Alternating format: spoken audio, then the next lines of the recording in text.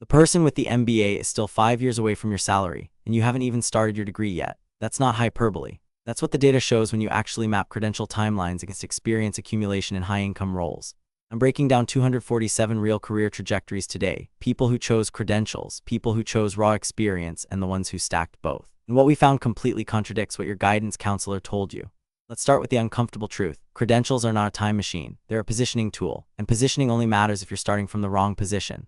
Here's the framework everyone misses. When you decide to pursue an MBA, CPA, or certification, you're making a choice between two currencies: immediate authority in your current role or future authority in a different role. Case study 1, Sarah, investment banking. She had no degree in finance, started as an analyst at a BB bank at 22. Instead of doing her MBA at 26 like her peers, she took on harder projects, became a VP at 28, hit $400K by year 6. Her MBA classmates, VP at 33, hitting $400K by year 11. Same destination, 5-year head start from saying no to credentials. But and this is critical, Sarah had the inside track. She was already at the bank, she had deal flow, she had institutional knowledge. The MBA would have been a lateral move, not an upgrade. Case study 2, Michael, 28, working in marketing at a mid-sized tech company. Making $120K, wants to break into product management where the 6-figure exits are visible. No PM experience, no technical background. Gets an MBA from a top 20 program. Lands a PM role at a FAANG company at 30. Makes $280K by year 3 post-MBA. Direct $160K jump that wouldn't have happened without the credential. Same 2-year program investment. Opposite outcomes. What's the difference? Michael was blocked by a gatekeeping credential. Sarah wasn't. So the first meta rule. Credentials accelerate your timeline only if they unlock a gated door. If you can build authority through experience in your current industry, credentials slow you down. Let's talk specifics by field because this changes dramatically based on where you are. In consulting and finance, the two highest velocity paths to 6 figures, the MBA acts like a turbocharger, but only if you're entering from outside. If you're already in the industry, it's a break. We found the average McKinsey or Goldman analyst who stays in-house hits $350K by year 8. The typical MBA grad from the same firms hits $350K by year 7, 1 year difference. Costs 2 years and $200K, do the math. But here's where it gets interesting. The MBA grads who leave their firms and go to startups, they hit 6 figures later than the in-house operators. But then they accelerate exponentially.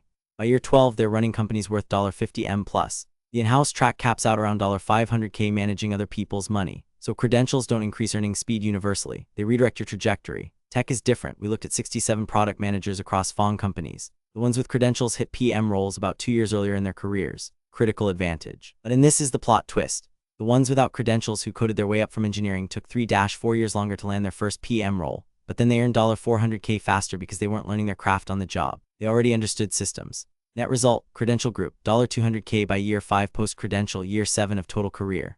No credential group, $200K by year 8 of career. Slightly slower start, no debt, no time lost. Accounting and law, these are the credential games. You literally cannot practice without the CPA or bar exam. These aren't optional. But here's the optimization nobody talks about. The timeline to 6 figures in law is 8-12 years because the early years are brutally low paying. Big law associates make $190K. Sounds great until you realize they're billing 200 hours annually. The credential is mandatory. But it doesn't accelerate you. It gates you. You have to play the game. Accounting slightly better. CPA opens doors faster than experience alone. Average non-CPA accountant hits $120K in 6 years. CPA holder hits $150K in 4 years. That credential difference is real. Now let's talk about the obsession nobody addresses, credential stacking. I found 43 people with 2 or more major credentials. MBA plus CPA certification chains, double degrees.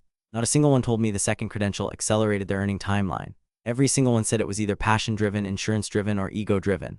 The earnings plateau hit long before credential 2. You get specialized, but specialization compresses your total addressable market. You make more per hour, less total. Okay, so when should you actually pursue a credential? 3 scenarios. 1, you're blocked by a gatekeeper. You can't do the job you want without it. That's your answer. Do it. 2, you're in a plateau. You've hit a ceiling in your industry and your current credentials won't get you past it. The MBA breaks that ceiling. Get it? 3, you're in a prestige-sensitive industry where the network is the earning asset. You're buying the network, not the knowledge. That's consulting, finance, law. The credential is platform access. Anywhere else, build experience, build authority, build results. They're faster.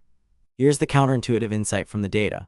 The people who hit 6 figures fastest weren't credential minimalists or credential maximalists. They were credential strategists. They knew exactly which gate they needed to unlock and didn't pursue anything else.